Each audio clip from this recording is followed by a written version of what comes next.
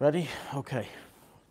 We are in the beginning of Siman Reish Mem Gimel 243, beginning a series of chapters, as we introduced last week, that have to do with Amir L'Nachri, or having a Gentile do malacha for you on Shabbos, and many different related subtopics that connect to that subject. Again, that's from chapter 243 to 248. This will be the main subject that all of them are covering under one subject or another relating to Amir L'Nachri. Last week we explained that there are 4 different isurim, possible prohibitions involved in having a Gentile do work for you on Shabbos. And in order for something to be permitted, all 4 must be negated.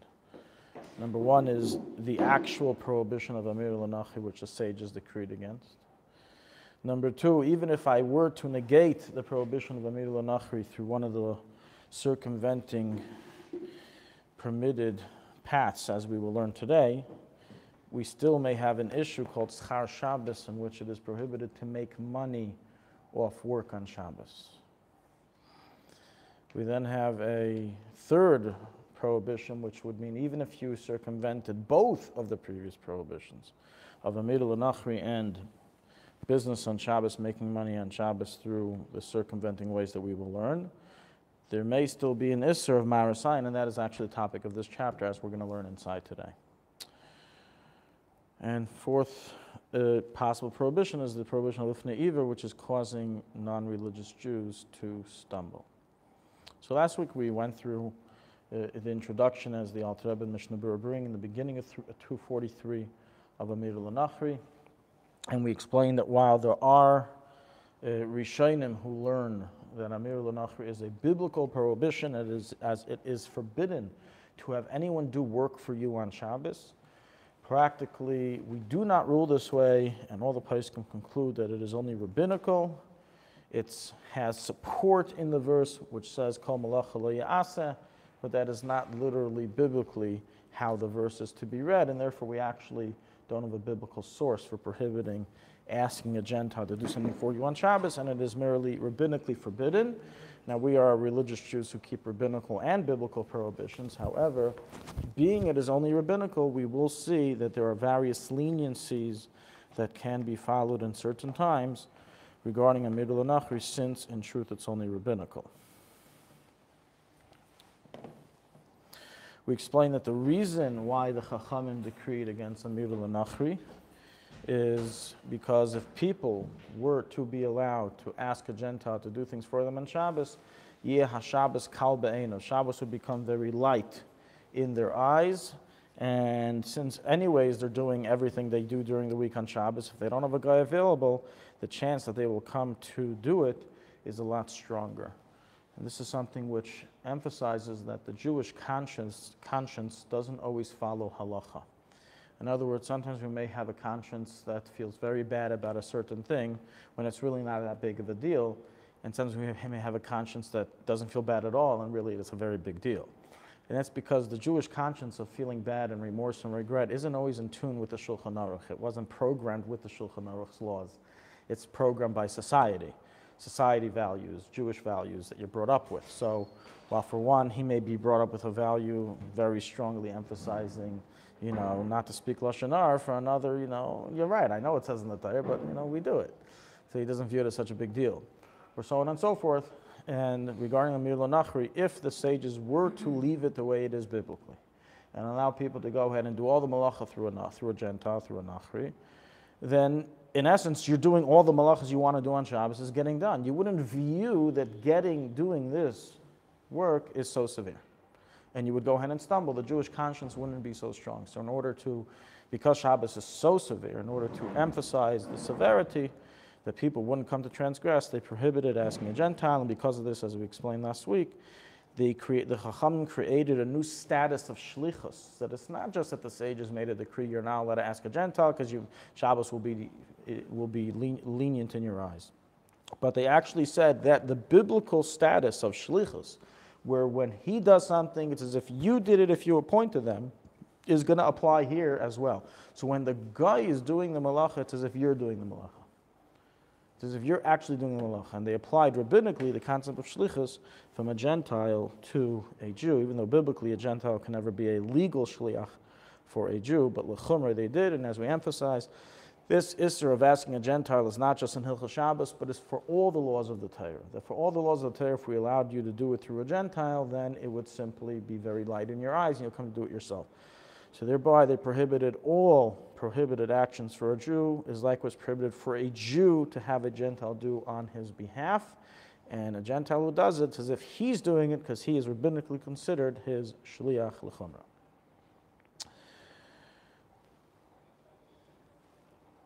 Well, that's the basis for the biblical argument? Is that what you were saying? The basis for the biblical argument is in the verse that says, Kol malacha lo ya'aseh, no work shall be done for you, meaning even if you don't do it, you can't arrange for it to be done. But we don't actually learn it that way biblically. So it's only rabbinical support. But nonetheless, we're all saying it's all rabbinical. We're just explaining how it was made, what the definition, the geder, as the Hebrew saying is, of this halacha. Okay, we were up to inside the end of Reish Mem Gimel Sif Aleph in the Alte Rebbe, Sif Beis. We finished Sif Aleph in the Alte Rebbe Shulchan Aruch, explaining how, in truth, the prohibition of Amir Lanachri is a three-part prohibition. It splits into three parts. The first part we already said, you're not allowed to ask a Gentile to do something for you on Shabbos. That's the simple part. But there's another two parts that people don't always realize or pay attention to that also applies. So even if I am not telling a Gentile to do the malacha for me on Shabbos, it's possible that I'm still transgressing a Amir Lanachri. How? I didn't tell him. Because there's another two parts that have to be negated for it to be mutter. So let's see. Sif Beis. The sages, we explained this last week, that they widened this decree, the decrees that they put upon this decree of Amir Lanachri, and they decreed a lot of sub-decrees and sub-decrees against this decree.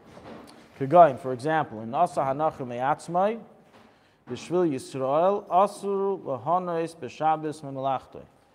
If a Gentile went ahead on his own accord, without being initiated, asked to do so on behalf of the Jew, went ahead and did a certain malacha for a Jew, you woke up in the morning to a cooked cholent, and lo and behold, it was done by your maid, your non-Jewish maid. Asur lihanes b'Shabbos me'Melachta. It's forbidden to benefit. This is called Ma'aseh Shabbos.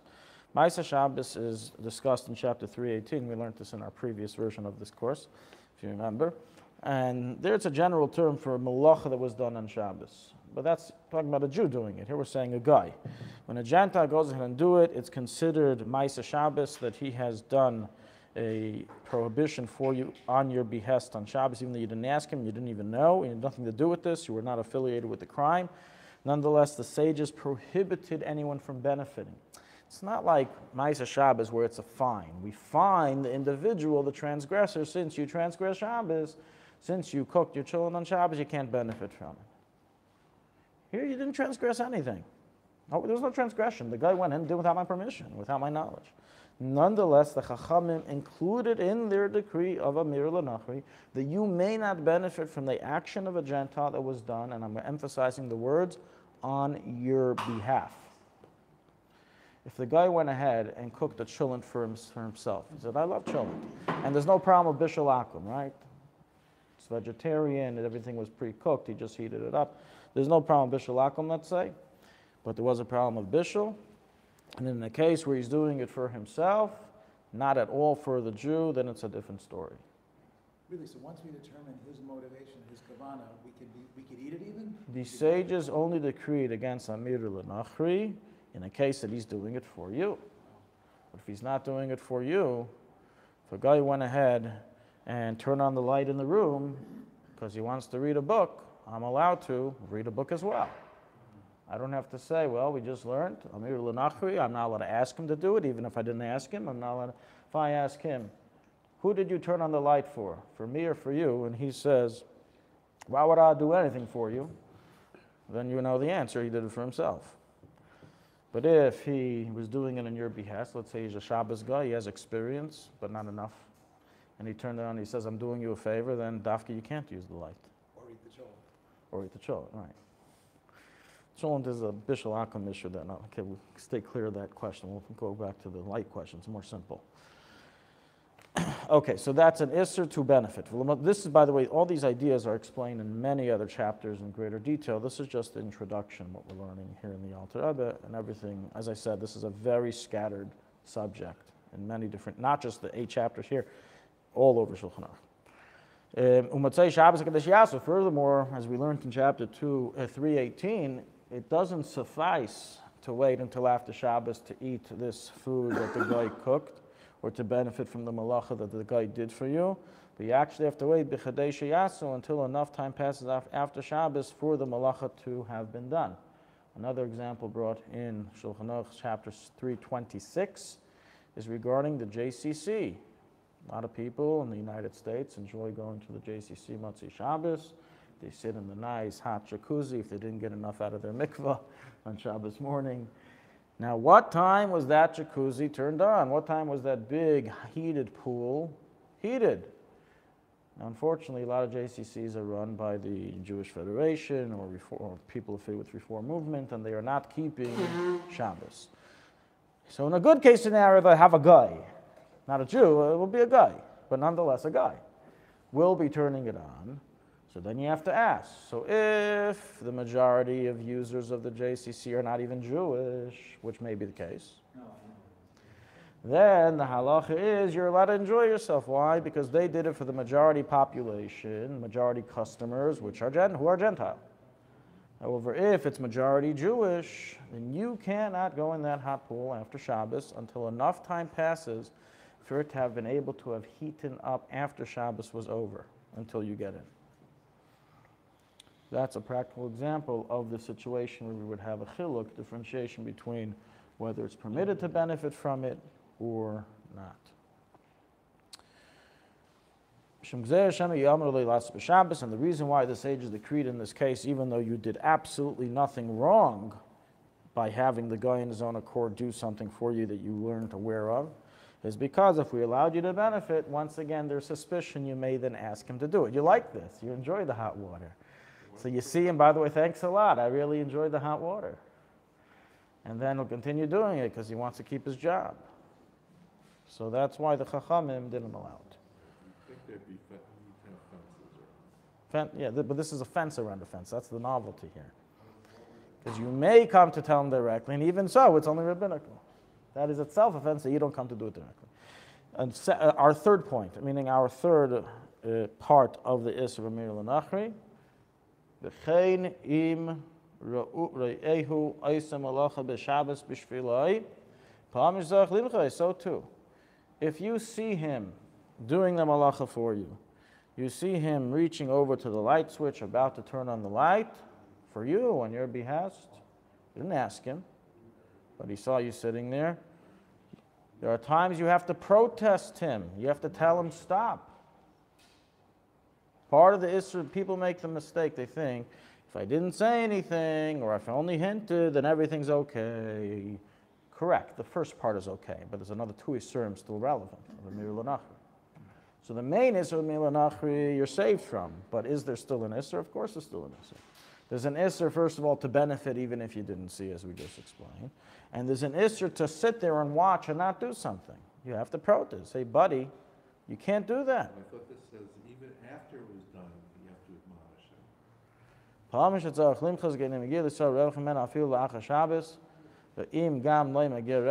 I don't know how they translate it, but the translation here is that even if at times when you see a Gentile doing it for you, you have to protest his actions, such as in a case where you will get benefit from his actions even after Shabbos. In other words, if there's no benefit from his action, I don't benefit anything at all, then I don't have to protest him.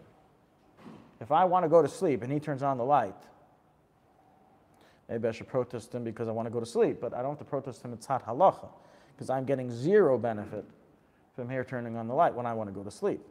However, even if he's doing it for my behalf, mistakenly. However, if I will get benefit from his actions even after Shabbos, such as he goes ahead and he wants to turn on the boiler so we have hot water after Shabbos ready, we have to protest him. Didn't tell him a thing. I saw him about to do it. You have to tell him to stop. So these are the three isurim. And in order for Amira L'Nachri to be permitted, we always have to negate all three.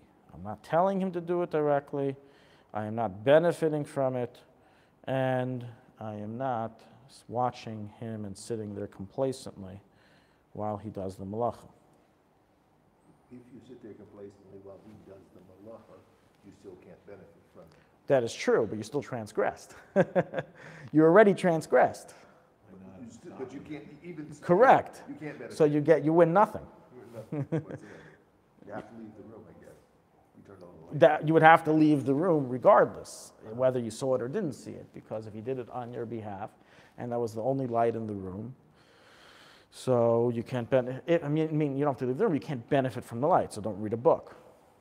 This is explained in greater detail regarding specifically light and fire in chapter 276. We're going to get there eventually. That's where all those details are explained. So we're going to now go through 7 different leniency, circumventing ways of avoiding the prohibition of Amira L'Nachri, meaning that bottom line is you're getting malacha done for you by a guy and it doesn't transgress anything. So there's that. You're getting malacha done for you by a Gentile on Shabbos and it doesn't transgress anything. There are 7 circumventing roads. Yes, yeah. We're going to learn 7 circumventing roads of how this is allowed. Well, let's use the word benefit. That's one of the heterim is what is benefit. What is the definition of benefit? Okay, so let's begin.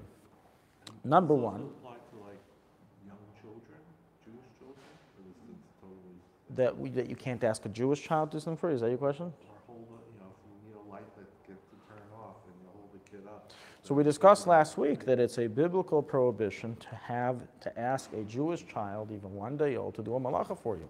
That's biblical. That's not even rabbinical. That's much more severe. In Shin Mem Gimel, it's explained. That's absolutely biblical. There's absolutely zero leniency to ask a Jewish child to do a malacha for you on Shabbos. That is a biblical prohibition. We read it every day in Kiddush. In order, L'man Yanuach, your children, your maidservants, is a biblical obligation for your children, for your family to rest. But it's not just your family, it's also anyone's family. I'm not allowed to tell any Jew of any family to do a malacha for me. Now, what you're touching upon is not saying anything, but casually, putting it in his hands to do it. Yeah. So that's already a discussion in chapter 100 chapters from here in Shin Mem Gimel. And while many are lenient to do so, there are certain cases in which it's clearly permitted to do so, to place something in the hands of a child below the age of chinuch, even though you know he will do a malacha. Certain cases it's for sure allowed, certain cases it's not allowed, in certain cases it's a matter of debate. Stay tuned.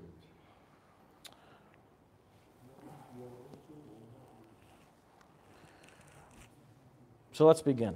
Our first heter is not really a big surprise because it's all over Hilchos Shabbos, this heter, and in fact all over Judaism, and that's pikuach nefesh. If it's for the sake of pikuach nefesh, you can even do the malacha yourself. You don't need a guy. And according to many Rishonim, as the Alte Rebbe brings in chapter 3:28, you should specifically do it yourself and not through a Gentile. As if you start searching for a Gentile, in the case of pikuach nefesh, what's that going to cause? The people are going to think, we can't really desecrate Shabbos. And then they'll delay trying to save the life, and the person will die while you're trying to be frum. So because of this, many Rishonim hold it's an absolute prohibition to ask a guy to do the malacha for you. You have to do it yourself. However, the Ramban, the Ramah, and others argue, and they say if you have a Gentile right here, he's in the same room, it's not going to be no delay whatsoever, then it's better to have the Gentile do it than to have a guy. And many are accustomed like this, than have a Jew. Many are accustomed like this opinion. The Alte Rebbe is not so happy about this approach, but this was the approach. This is the approach of the Ramah, and he says that those who are lenient or machmir with this opinion, in a case that will cause zero delay, have upon whom to rely. But nonetheless, we can rule like the Rambam, and to do the malacha ourselves, we don't have to do it ruga. And that's even Safek Pikuach Nefesh. Even Safek Pikuach Nefesh pushes off Shabbos. So you don't have to say, well, I'm not sure if it's Pikuach Nefesh. Maybe it is, maybe it isn't, so I'll ask a guy just in case. For Safek Pikuach Nefesh, we do desecrate Shabbos. And what is the basis of their machlekes? The basis of their dispute, whether you should or shouldn't ask a Gentile, is Shabbos really pushed off in face of Pikuach Nefesh? Are the Torah prohibitions really rescinded? Are they really put aside in face of Pikuach Nefesh? Or do they stay in place, but the obligation to save a life overrides them? If chas v'shalom, an individual has an infection, and the doctors say, let's say gangrenes, God forbid, and the doctors say we have to amputate the foot. Now, we all agree that to chop off someone's foot is a very severe prohibition. That's a terrible thing to do, to chop off the limb of another individual. It's horrible. But in a case where it's to save someone's life, not only is it mutter, or we understand if you decide to do it, you have to do it. You have to amputate the limb for the sake of saving his life. And even if he says, well, I don't want to live crippled, we don't listen to him. And we amputate him bal karchach, according to halacha. Even on Shabbos. Now, no one's going to say, well, since according to Torah you had to amputate the limb in order to save his life, so really we didn't amputate the limb, and really he still has the limb. I know it's a crooked logic, but that's what the Ramah and the Ramban say. Since we have Pikuach Nefesh and we have to break Shabbos, so really I didn't break Shabbos. No, you did break Shabbos, but you had something that was more important, so you had to break Shabbos. But was there a breaking of Shabbos? Did it affect your soul? Yes, it did. This is called the Chuya. The Shabbos is deferred, it's not revoked. While the Rambam and many of the Rishonim, and that's the leaning approach of the Alte Rebbe rule, no. In case of Pikuach Nefesh, it's as if Shabbos was never commanded. There's no Shabbos. It's like a weekday. So I'm not desecrating anything. So there is no loss of a limb. It's two different ways of looking at it. And that's what created two different ways of whether you can ask a Gentile, or should ask a Gentile, or should not ask a Gentile to be Mechal Shabbos for you. If you say it's Tchuya, why should I desecrate myself? I have a guy right here available. But if you say Hutra, the Shabbos was completely inapplicable in such a situation, then go ahead and do it yourself. So people don't think that the Koishi Hitiru, that with difficulty the Chachamim allowed Chilul Shabbos.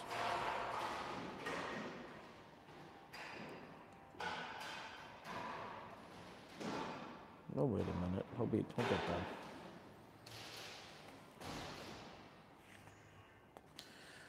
Our next case. This is recorded in chapter 307.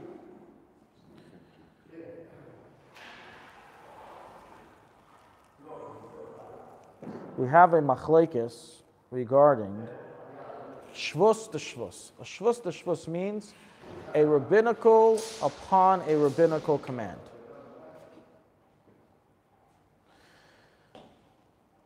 Am I allowed on Shabbos to desecrate Shabbos if there are two rabbinical prohibitions involved, one within the other? This is called shvus to shvus. It's halachic wording. What is an example?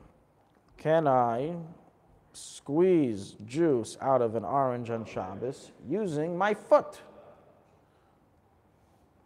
Squeezing juice out of an orange is rabbinical.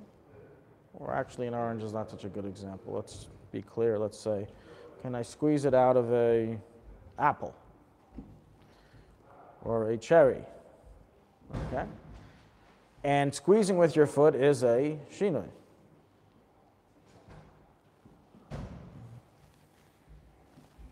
So is shvus to shvus permitted? And the general answer is that it's not. You cannot perform a rabbinical prohibition even if you do it in a rabbinical way. Doesn't help. However, if it's a Gentile asking a guy to do a rabbinical prohibition, shvus to shvus, in certain circumstances has a leniency associated with it. Which cases? So number one, l'tzarich mitzvah, for the sake of a mitzvah. So it's for the sake of a mitzvah, and the malacha being performed is only rabbinical.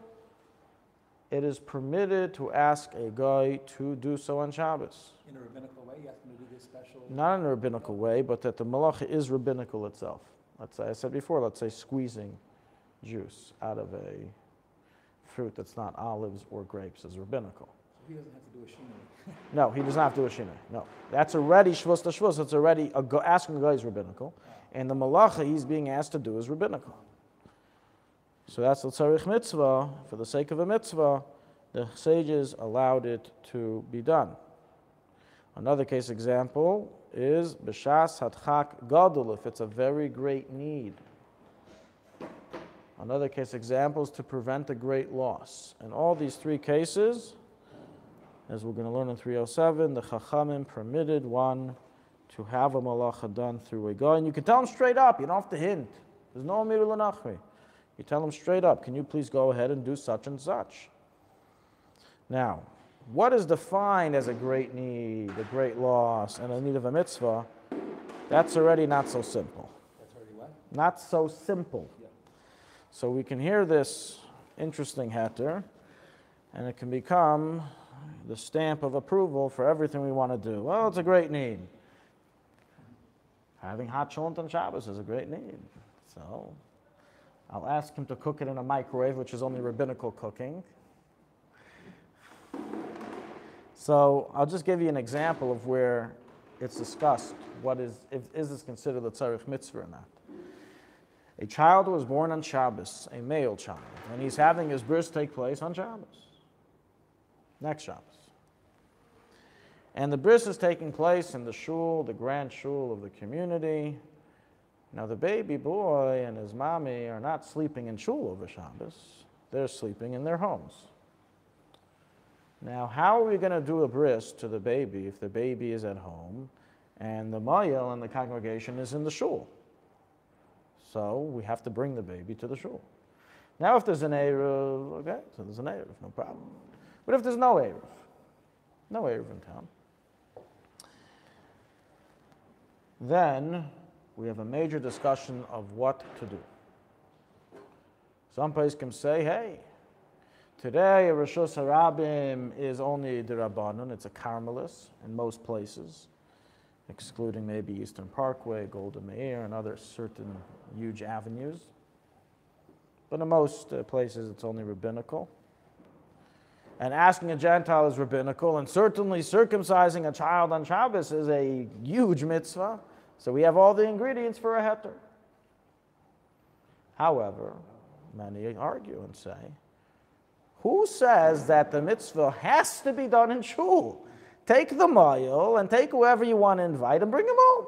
Let him do it at home. Why does he have to go to shul to do the bris? So you're creating a mitzvah. There's no mitzvah in this, in the way it's... The reason why you want to carry him, that's nothing to do with the mitzvah. That has to do with preference of location. And that's the halach, it's forbidden. We do not carry a child, even for a guy, even for the sake of a bris milah. People don't know this. I get this question all the time. Can I have a guy carry my child in a stroller and whatever it is, in a carrier, to where I'm having my meal on Shabbos? If we don't even allow it for a bris, certainly we're not going to allow for your Shabbos meal. Have your Shabbos meal at home. Oh, but it's a sasat chak. I have family. I haven't seen them in a long time. So have your family come to you. There's no heter to have a guy carry a child for you on Shabbos. It sounds like the way you just presented it, that some might think that the Jew could do it even because it's for a mitzvah. But you were talking about... No, this whole time we're talking about a guy. Okay. A Jew cannot transgress Shabbos for the sake of a mitzvah. There is a discussion if he can transgress a shvus, a rabbinical purpose for the sake of a mitzvah, and the answer to that as well is no. He cannot. Even a rabbinical prohibition for the sake of a mitzvah is not allowed. So this is just, so we see from here that not always what we in our minds are calling a shasat chak or tzarich mitzvah is really halachically defined that way, and therefore these are matters that have to be brought to a Rav. Give an example where tzarich mitzvah is used. The lights in shul went out. There's no lights. Not able to daven. So if you have fluorescent lights, which is only a derabanan, as we do here, I believe they're all fluorescent or right, LED. LED or fluorescent. Right. Well, it's not- Doesn't matter. They're both only rabbinical.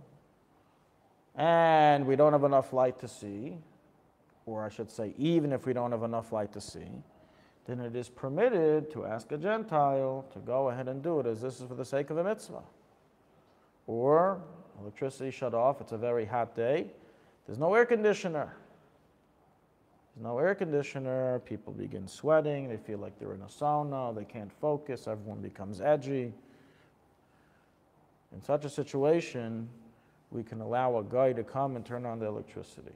On the basis that it's for, well, in the case example of the air conditioner, it's actually a chash de'oraisa, and it's nonetheless permitted because it's considered close to sakana. This is a case where it falls under the previous heter, where it's not mamish pikuach nefesh. No one's going to die if the air conditioner is not turned on. However, nonetheless, we do allow for a guy to come along and even to tell him. All the three asurim we discussed are gone. To come along and turn on a very hot day that it's very difficult. Same with So, the original heter is regarding heat. The later Achreinim recorded also, connected also with air conditioner, but let's say when you have very, very cold weather and you have little children at home, then obviously the same heter would apply, and you can ask a guy, even do a biblical malacha, because for the sake of a koach nefesh. We just shifted to home, that's what you just asked? Wait, home you said? Even in the home, doesn't matter where. In the shul, in the home. Both, this applies to home also. If it's very, very hot and you are unable to manage, you are in pain due to the heat, it is mutter to ask a guy to turn your fan on or turn your air conditioner on. But if it's manageable and it just will be more comfortable with having it on, then obviously it's usher. It's only when there is very painful heat. Shouldn't think this is something that just came out today in existence, that people, because of global warming, that therefore people can't stand heat anymore. We have in the memoirs of Reb Benjamin of Tudela, where he writes he went through a city in Asia where throughout 5 months of the summer they wouldn't leave their homes from 9 o'clock to 6 in the evening because of the heat. Nobody would go out. big change here.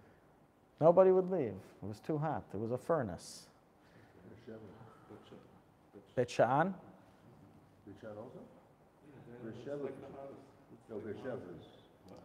Beersheba is, Whatever. There are places. in There are a lot of Israel hot that go places. Between 9 and, between 10 and 6, 7 o'clock.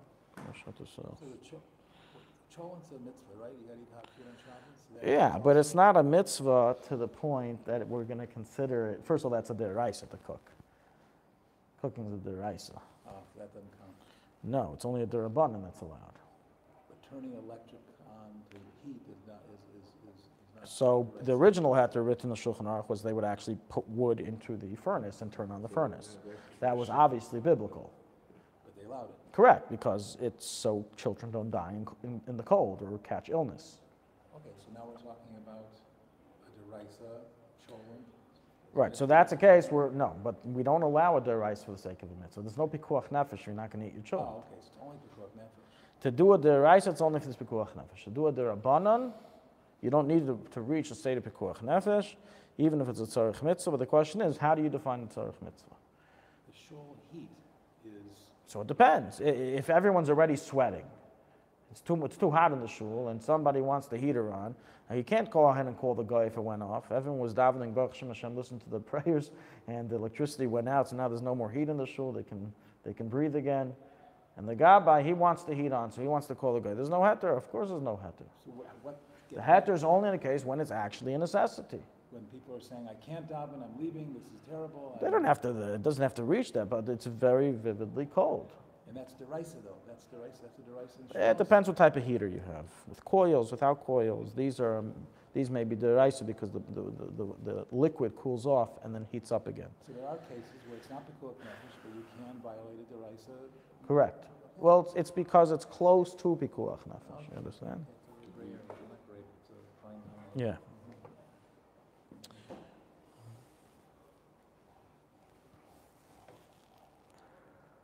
Children at home and of great need, you got guests, no, doesn't count. Some people might consider that close to me. To do an Issa D'Oraisa of cooking is obviously prohibited without a question. Now, if it's only an Issa D'Rabbanan, let's say the chulent's already hot. The chulent's already fully cooked. The electricity went out, and all I'm having him do is turn the electricity back on. How is that allowed? Let's say I need air conditioning, or I need the heater on. It's very cold or very hot, and I have that heter. Do I have to take the chulent off the plata before he does it or not? And there we can say you don't have to, because there's no malacha taking place. Chulent's fully cooked. It's still hot. So what's going on? But in a case where, let's say you left your food in the fridge, you forgot to put it on the plata, chas v'shalom to ask the guy to put it on. So what if There's absolutely no heter. That's an issa d'oraisa. So what if the chulent's completely hot and you're not turning the electricity on to do the heater thing? It's already hot. So you're saying that's no also. It's already hot, but you're not turning the heat on to cover the chulent. That ends up byproduct. Correct. You cannot ask the guy, please plug my plata in for my already hot, fully cooked cholent. Absolutely not, because what's the heter there? However, if you have a heter, let's say the entire electricity of the house went off and he's turning on this, so you don't have to go ahead and take it off. Okay. In any event, we have a lot of different scenarios here that have to be judged individually. As we see, these are complex cases. It's definitely not a layman's joker card to use whenever he feels like it for Amir al-Nakhri. And the lights, forget about heat, the lights. It's something to be aware exists, and therefore you bring to a Rav's attention, is this defined as Sashas Chak Gadol? Is this defined as Tzarech Mitzvah? Is it allowed? Technically, if the lights went out, but the heat stayed on in shul, the lights are also important enough. It depends. If it's very, very dark and people can't read, and it's rabbinical light, then yes. If it's biblical light, even though some are lenient, it's not so pasha to be lenient. A biblical prohibition with filament is a big problem. And lights at home, it's not a heat issue, it's not a chul issue. Usher. It's usher to have a guy it's usher to ask a guy to turn on your lights. However, we will learn, there's a fifth heter that we're going to learn soon that sometimes would apply by a light. Number 3. Our third circumventing road is Bein Hashmashas, during twilight between the leave of the leave of Friday and the entrance of Shabbos, between Shkia, sunset, and Tzeis Hakechavim. We have an added leniency, and that is you're allowed to ask a guy to do malacha for you and for the sake of a mitzvah or in a time of need, even if it's deraisa, even if it's biblical. Because here, the time of twilight is itself a suffix. So therefore, the sages allowed one to do even biblical malacha through a guy, but only for the sake of a mitzvah or time of need, such as 2 examples given in the Shulchan Aruch. You forgot to light your Shabbos candles. You can have the guy light 1 candle for you if it's still before Tzeis HaKechavim, before nightfall, and you say a bracha. Now, lighting a candle on Shabbos is biblical. It's a biblical prohibition, but since it's during the twilight period of suffix Shabbos, the sages allowed you to ask a guy for the sake of a mitzvah. Furthermore, adds the Alte Rebbe. So you would say the bracha even though the other person's lighting it? Yeah, because the main thing on Shabbos is the benefit from the light. So it doesn't matter who actually lit it. What matters is, am I benefiting from it? So I'm saying the blessing on the benefit. Yes. Unlike Hanukkah candles, where the main thing is the lighting and you can't benefit.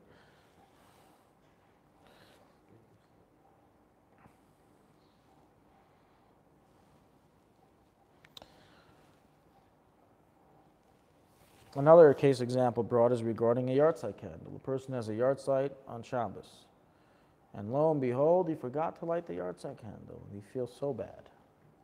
A yahrzeit candle is a very old Jewish custom. The little he can do for his parents, he's not doing. He feels terrible, broken. How is he going to enter Shabbos like this? Alte Rebbe rules, based on previous Poskim, you have a guy available, it's still before nightfall, get him to light the yahrzeit candle for the person's dad or mom. Only parent, not for any other relative. Why? Because this is considered a shas atchak gadol. People hold this very seriously, this minhag. And therefore, we allow it during the twilight period. Number 4. This is explained in length in chapter 307. There's a mutter way for it to be done. Whenever the malacha that I want, whenever the action I would like the Gentile to do, or the Gentile is doing on his own accord, or the Gentile already did, and now it's the question, can I benefit from it? Could have been done in a permissible way, but he chose to do it in a prohibited way. There is no prohibition of a mir l'nachri. For example, it is permitted to wash dishes on Shabbos. I could do it myself.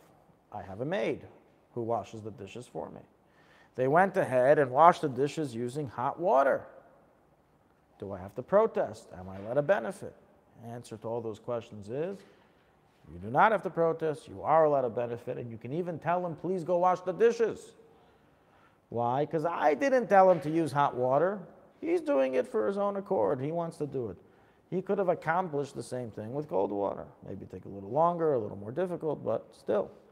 So long as I don't tell him, please turn on the hot water tap and wash the dishes, but I tell him just wash the dishes, since there is a permissible way for him to do this, therefore it is not considered a prohibition of mir l'nachri. So what you're saying is, you can ask a goy to do something that's not a malacha.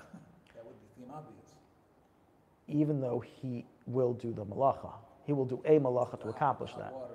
Yes. So it's out, that's the catch here. But only though it could have been done without. Correct. So obviously you can ask the goy, there's no obviously prohibition involved at all, no hot waters, and you can ask the goy to do anything you want. Oh, of course. Okay. The chiddush here is that he is going to do a malacha. He does it in a way that prohibits the prohibited way. Okay. In the middle of him washing in the hot water, you have to stop him. Yeah, I don't have to protest him. Why? Because I didn't ask him to do this, and he could do it in a permitted way. And so on and so forth. In all cases, there's a permissible way available. That you should admonish him after and say, next time don't use hot water. No, there's no need. No need. I'll give you another example. I asked him to throw out the garbage. Now, the garbage is usually, if I throw it out, put inside the building because there's no air, so I can't take it out. But if he takes out the garbage, even outside, past the air, I don't have to protest him, even though I know, because I didn't ask him to take it outside there. I didn't ask him. There was garbage inside the area. Yeah. He could have used, but he went outside. Yeah. Another case example, which we already learned, if you remember, when we had our laws of muktzah discussion, you can ask a guy to move muktzah on Shabbos if you're learned. Because here too, it's permitted to move muktzah with an irregularity. With your feet, the back of your hand. So long as I don't tell the guy, please move the candle in the regular way, I'm not transgressing anything of a mir l'nachri. Because he could have moved the candles with the back of his hand. He had another viable option of doing this malacha, of doing this prohibition. I am not responsible for the fact he chose to do it in an easier way that consists of a malacha. You can ask the goy to move muktzah. If you're learned, yeah. The hatch is only for learned, if you're in the shir, if you're listening to the shir. Only if you're a b'nai Torah. Remember after. I don't get that. I'm sorry. We discussed this in our muktzah I shir. don't remember now. We said that since people who aren't learned will come to think, oh, it's mutter to ask anything from a guy, so we said only b'nai Torah are allowed to do this hatcher.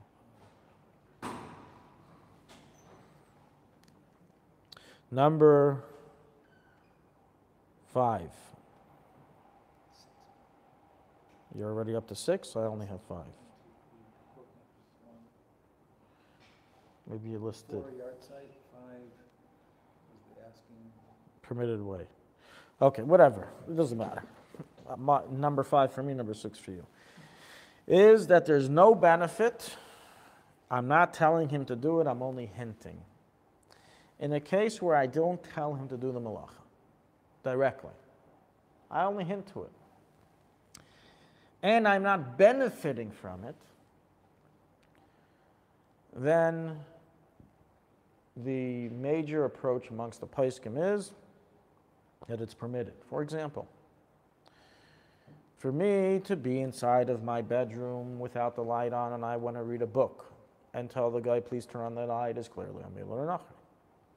For me to sit there and tell the guy, hey, you know, it's kind of difficult to read a book without the light, and he says, oh, I've done this before, and then he turns on the light, it's still prohibited because you have to protest him and you can't benefit. However, if the light's on and I want to go to sleep, for me to tell the guy, please turn off the light, I want to go to sleep, is forbidden. But for me to tell him, it's so difficult to sleep with the light on, and he goes ahead and turns it off, I didn't transgress the first level of Amir Lanachri because I didn't tell him to turn it off. All I said was a statement, which he understood to go ahead and turn it off. Second thing is, do I have to protest him? You only have to protest him when there's an isser of benefit. Remember, that's what we read inside? When do you have to protest the guy? If you're going to benefit from him. But if there's no benefit, what am I benefiting from when there's no light on? I'm benefiting from the darkness. I'm not benefiting from his malach of turning off the light. In other words, this is called hasaras hamenea. He simply removed something that was preventing me from benefiting. But it's not what he did. He didn't create darkness. He simply removed light. And I'm benefiting from darkness, not from removed light. So he can't turn it off, but he can turn it off, but he can't turn it on those conditions. He can't turn it on, but He can't turn it on, but he can turn it off on his own accord, even though I'm going to benefit from going to sleep. It's hot in the room. The heater's on. It's too hot. I can say it's too hot because the heater's on too high, and then the guy will go ahead and turn it off. Because there's nothing tangible here to benefit from.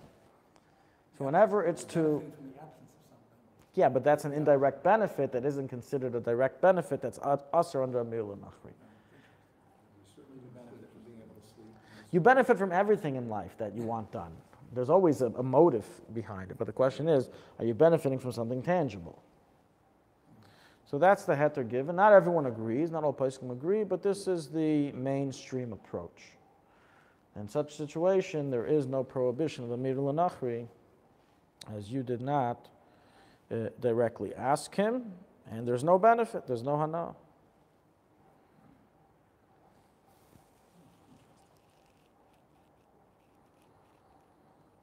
So for that reason, in a case where you left your oven on and you want it off, so even though I may be benefiting from various different factors having the oven turned off, there's no isser for me to hint and say, oh, I left my oven on. And the guy hears and say, okay, I'll come help you. And he goes and he turns it off for you. You don't have to protest him because, once again, I am not benefiting from anything here. Practically, if it's just a matter of saving money, saving a few dollars, saving an electricity bill over Shabbos, one shouldn't rely on this. Correct. You can look for a guy. You have to say it in a way, without a command, without an instruction. And you also shouldn't instruct him in anything that makes him do the malacha. Like, oh, the oven's over there. You can't do that. You're instructing him to go to the oven. He just follows you, and that's why we have special rules for Shabbos guys. They have to know the details of laws. But in a case, once again, that there's no benefit, and there is wide room for leniency in many cases. Our sixth case example, sixth circumventing path, is if the matter is a machlekes amongst the Poskim or a mir chumrah. Something that's a mir chumrah that I don't do, I'm allowed to ask a guy to do it for me. For example, Alte Rebbe rules that squeezing lemons on Shabbos is mutter. Some of us are machmir not to do so, based on the ruling of the Mishnah Berurah, the Tzemach Tzedek, and others, and that's fine. I'm also machmir. Even on salad, you mean? No, on salad is always mutter. Okay. Talking about into my tea. What I can do is ask my guy to squeeze it. Why?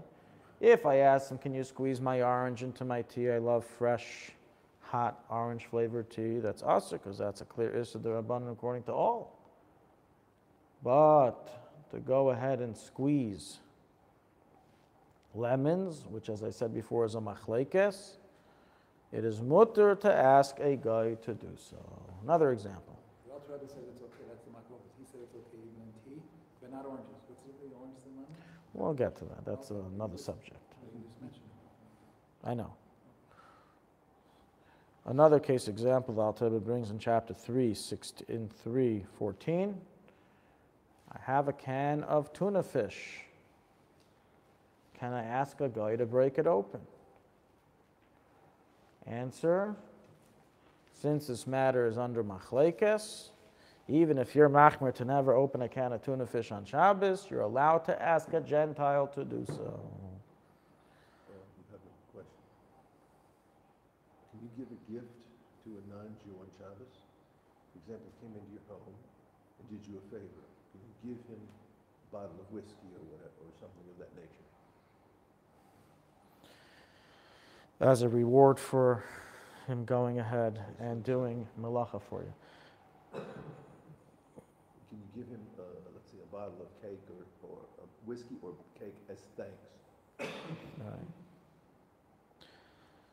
So we find there's an issue of giving a matana on Shabbos, but food, however, is permitted because it's considered tzarich Shabbos. And what's the tzarich Shabbos? They give a guy food. On the other hand, there's no prohibition against having a guy eat at your home on Shabbos. Only Yontif is a prohibition. So based on all that, it would seem that there's no problem in giving him food to eat in your home.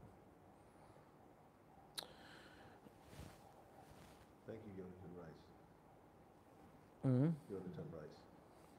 Last case, last one of the 7. Psik Reishe. In a case of Psik Reishe, which means that I am not asking him to do the actual malacha, but I'm asking him to do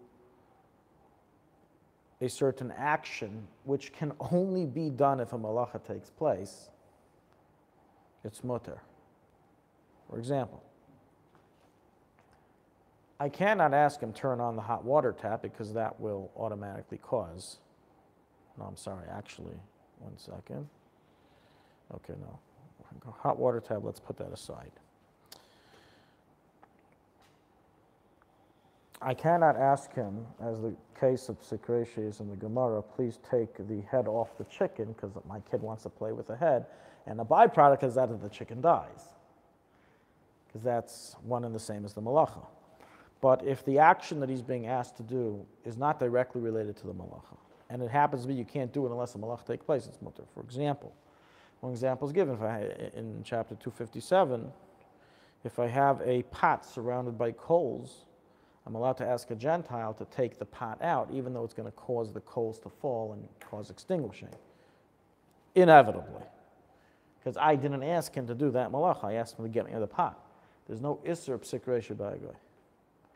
And therefore, we have the famous case example that's used today. If I left my light on in my fridge, I may ask a Gentile, even directly, I don't have to play the hinting game.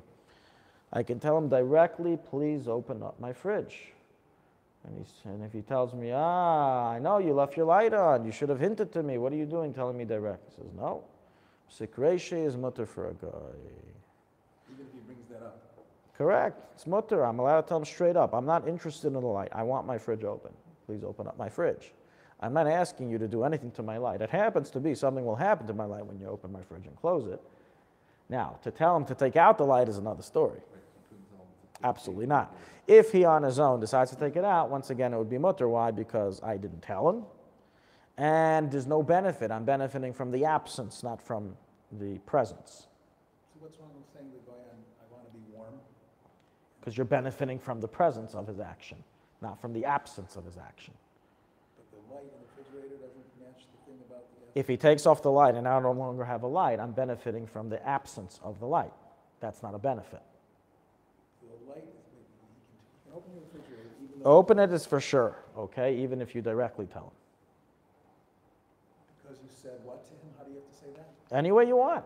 Please open my refrigerator. I have a light on in my fridge, and because of that, I am halachically, I have to abstain from opening my fridge unless you go ahead and do so. Please do so. There's nothing you can say it straight up. Sorry, why is this permitted? Because once again, it's inevitable. It's not the direct malacha. I can't tell him, please turn off the switch of my light. But I can't tell him, please open up the door. Because I'm not telling him to do the malacha. I'm telling him, please take my pot off the coals. I'm not telling him, please shake the coals, even if that will happen automatically. So you got a door to your house that triggered the turning on of your heat? Exactly. You can ask a guy to do it. If you had a door that triggered somehow the turning on... Anything that triggers anything, you can ask a guy, can you please open up my door? Alarm system on the house.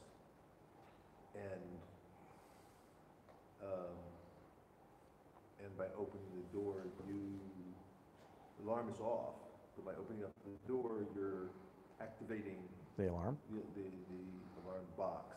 Even though it doesn't turn the alarm on, you see on the box, it says door open. Then obviously you would have to, turn that off on Shabbos, but if you didn't, you may ask a guy to open it, yes. Open the door. Yes. Another case is you're allowed to ask a guy to turn, let's say you accidentally turned on the hot water tab. You can't turn it off because it's going to cook the water that's entering into the boiler, but you can ask a guy to turn it off. Because once again, I'm not asking him to cook anything for me. The action I'm asking him to do is not an isser, it just happens to be, it's done through an isser. So what about a switch on the wall that turns on the heat? You're not directly doing the heat, you're doing the switch that triggers the heat. Oh no, but that's the whole point of the trigger. That's the whole point of the switch. It's not two separate actions. It's pretty complicated. Yeah. Next we can Mirz Hashem. We're complicated people. We're going to begin reading inside the Mechaber. Oh, good. This is what we finished the introduction. From the beginning, right? Yeah. Very good. Look at my message and just see if you would answer it at one point. Right. Okay, whatever. The answer is that you can